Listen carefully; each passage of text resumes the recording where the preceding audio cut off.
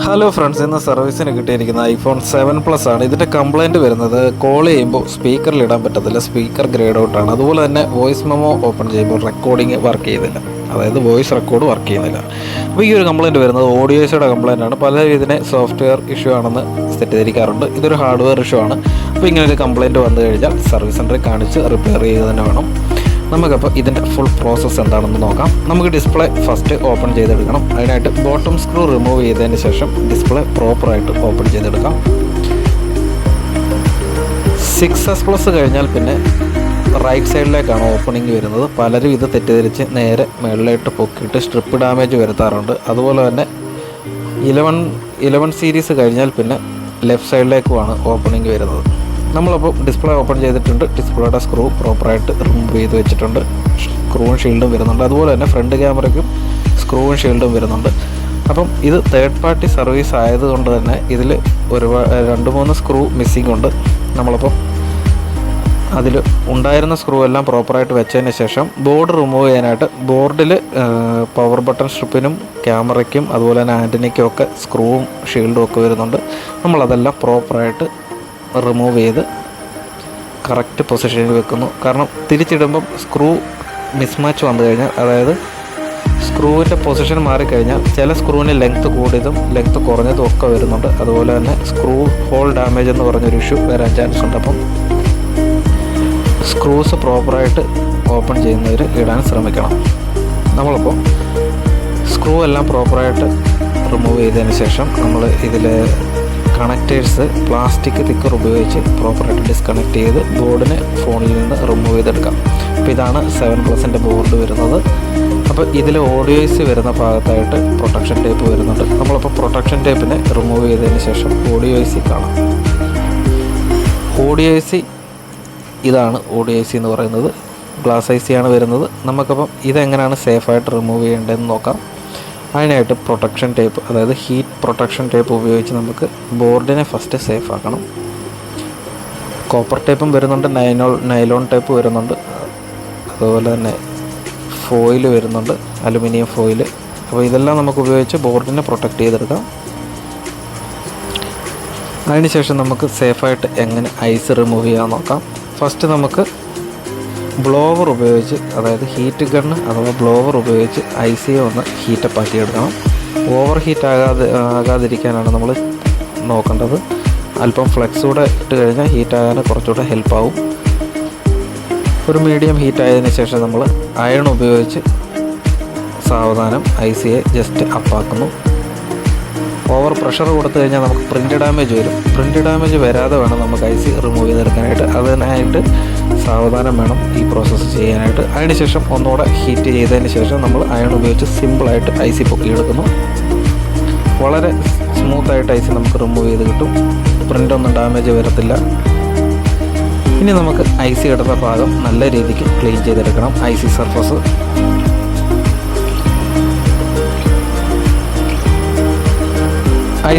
Clean ചെയ്യാനായിട്ട് നമുക്ക് iron use ചെയ്യാം. അതുപോലെ തന്നെ ലോ മെൽറ്റിംഗ് PPD ഉപയോഗിച്ച് നമ്മൾ ക്ലീൻ ചെയ്യണം. കാരണം നല്ല രീതിക്ക് സർഫസ് ക്ലീൻ ആയില്ലെങ്കിൽ നമ്മൾ പുതിയ IC വെക്കുമ്പോൾ അത് പ്ലേസ്മെൻറ്റ് പ്രോപ്പർ ആയിരിക്കത്തില്ല, അല്ലെങ്കിൽ എന്തെങ്കിലും ഒരു ചെറിയ ഒരു അലൈൻമെൻറ്റ് വ്യത്യാസമൊക്കെ വരാൻ ചാൻസ് ഉണ്ട്. അതിനായിട്ട് നമ്മൾ ലോ മെൽറ്റിംഗ് PPD യൂസ് ചെയ്ത് നല്ല രീതിക്ക് സർഫസിനെ ക്ലീൻ ചെയ്തെടുക്കുന്നു.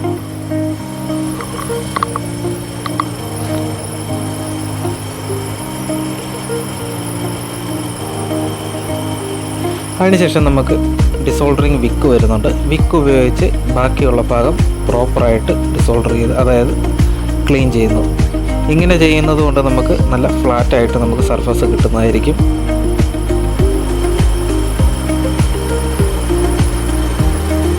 ക്ലീനിങ് പ്രോസസ്സ് കഴിഞ്ഞതിന് ശേഷം നമുക്ക് മൈക്രോസ്കോപ്പിലൂടെ ക്ലീൻ ചെയ്ത ഭാഗം കാണാം.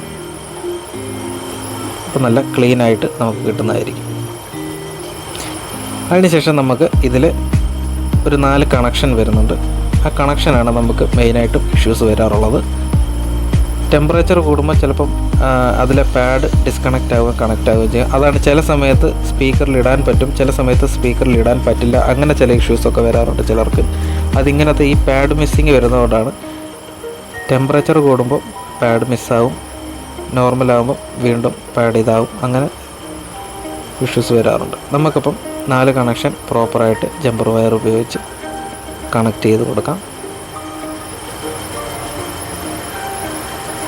ഇതിൽ പാഡ് അതിൽ നിന്ന് ഡിസ്കണക്റ്റ് ആയിട്ടില്ല, അതായത് അതിൽ ഓൾറെഡി കണക്റ്റഡ് ആണ്. അതുകൊണ്ട് തന്നെ നമ്മൾ ജമ്പർ വയറാണ് യൂസ് ചെയ്യുന്നത്. ഇല്ലെന്നുണ്ടെങ്കിൽ ജമ്പർ പാഡ് വരുന്നുണ്ട്, നമുക്ക് ജമ്പർ പാഡ് ഉപയോഗിച്ച് പ്രോപ്പറായിട്ട് ഫിക്സ് ചെയ്യാവുന്നതേ ഉള്ളൂ.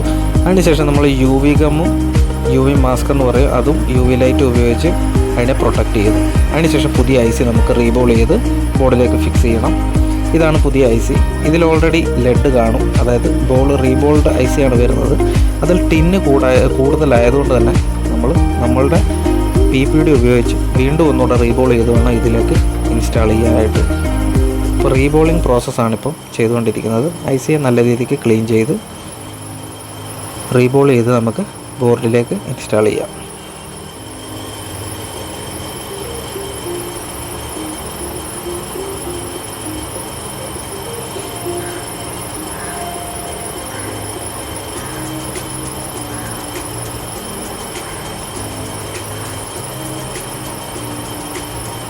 റീബോളിംഗ് കംപ്ലീറ്റ് ആയിട്ടുണ്ട്. ഇനി നമുക്ക് IC ക്ലീൻ ചെയ്യാം.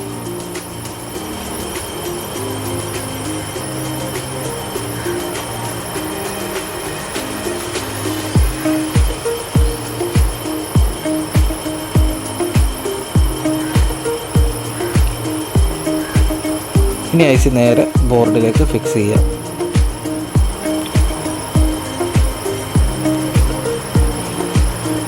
ഒരുപാട് ഫ്ലെക്സ് ഉപയോഗിച്ച് IC റീഫിക്സ് ചെയ്യാൻ പാടില്ല. കുറച്ച് ഫ്ലെക്സ് ഉപയോഗിച്ച് വേണം ഫസ്റ്റ് IC ഒന്ന് ഫിക്സ് ചെയ്യാനായിട്ട്. അലൈൻമെൻറ്റ് പ്രോപ്പറായിട്ട് വെച്ചതിന് ശേഷം നമുക്ക് ബ്ലോവർ ഉപയോഗിച്ച് ICയെ ഫിക്സ് ചെയ്യാം.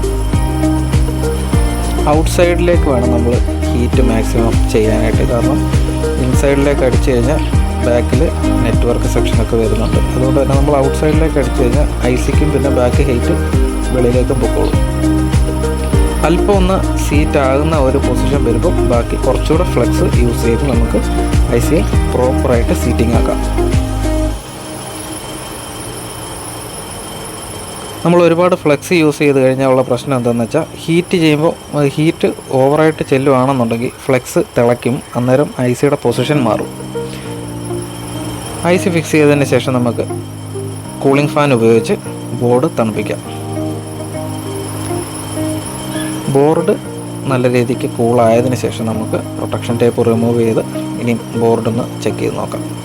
സർവീസ് ചെയ്ത ഭാഗം ക്ലീൻ ചെയ്തതിന് ശേഷം നമുക്ക് നേരെ ഫോണിലേക്കിട്ട് ബോർഡ് ചെക്ക് ചെയ്ത് നോക്കാം. സർവീസ് സക്സസ് ആണോ അല്ലയോ എന്ന് ചെക്ക് ചെയ്ത് നോക്കാം.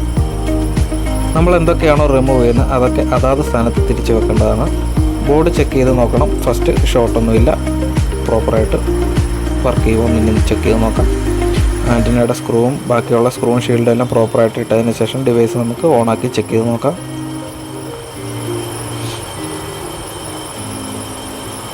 ഡിവൈസ് ഓണായി വന്നിട്ടുണ്ട്. നമുക്ക് ഫസ്റ്റ് കോൾ ചെയ്ത് നോക്കാം.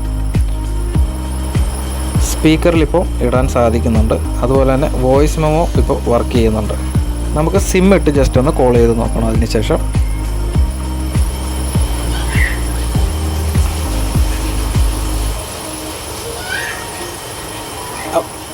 ഇപ്പോൾ സിം ഇട്ട് കോൾ ചെയ്യുമ്പോഴും പ്രോപ്പറായിട്ട് വർക്ക് ചെയ്യുന്നുണ്ട്. നമ്മുടെ വർക്ക് സക്സസ് ആയിട്ടുണ്ട്. ഓഡിയോസിയുടെ വർക്ക് അപ്പോൾ ഇതാണ് വരുന്നത്. ഓഡിയോസി കംപ്ലൈൻറ്റ് വരുന്നവരൊക്കെ ജസ്റ്റ് ഒന്ന് ഈ ഒരു സിംറ്റംസ് കണ്ടു കഴിഞ്ഞാൽ അപ്പോൾ തന്നെ ഹാർഡ്വെയർ ഇഷ്യൂ ആണെന്നുള്ള കാര്യം മനസ്സിലാക്കിക്കൊള്ളുക. അതായത് ചില സമയങ്ങളിൽ വൈബ്രേഷൻ വർക്ക് ചെയ്യില്ല, ചിലതിൽ സൗണ്ട് ഫുള്ളായിട്ട് കേൾക്കില്ല, ചിലതിൽ സ്പീക്കർ ഗ്രേഡ് ഔട്ട് ആയിരിക്കും, വോയിസ് മെമ്മോ വർക്ക് ചെയ്യില്ല. ഓഡിയോസി കംപ്ലൈൻറ്റ് വന്നു കഴിഞ്ഞാൽ വോയിസ് മെമ്മോ ചിലപ്പോൾ എന്താണെങ്കിലും വർക്ക് ചെയ്യില്ല, അതുപോലെ തന്നെ സ്പീക്കർ ഗ്രേഡ് ഔട്ട് ആയിരിക്കും. അപ്പോൾ ഇങ്ങനെ ഇഷ്യൂ വന്നു കഴിഞ്ഞാൽ ഹാർഡ്വെയർ ഇഷ്യൂ ആണെന്നുള്ള കാര്യം എല്ലാവരും ഒന്ന് മനസ്സിലാക്കിക്കൊള്ളുക. അങ്ങനെ സർവീസ് സെൻ്ററിൽ കാണിച്ച് സർവീസ് ചെയ്തെടുക്കുക. അപ്പം ഡിസ്പ്ലേയിൽ ഗ്ലൗസ് ഇട്ട് സർവീസ് ചെയ്യാതപ്പോൾ വരുമ്പോൾ ഒരു ഇഷ്യൂ ആണ് നമുക്ക് ഈ സ്മഡ്ജസും ഫിംഗർ പ്രിൻറ്റ്സും കാര്യങ്ങളൊക്കെ വരുന്നത്. അപ്പോൾ നമ്മളതെല്ലാം ക്ലീൻ ചെയ്തതിന് ശേഷം ഫോൺ ഫുള്ളായിട്ട് ക്ലോസ് ചെയ്തെടുക്കുകയാണ്.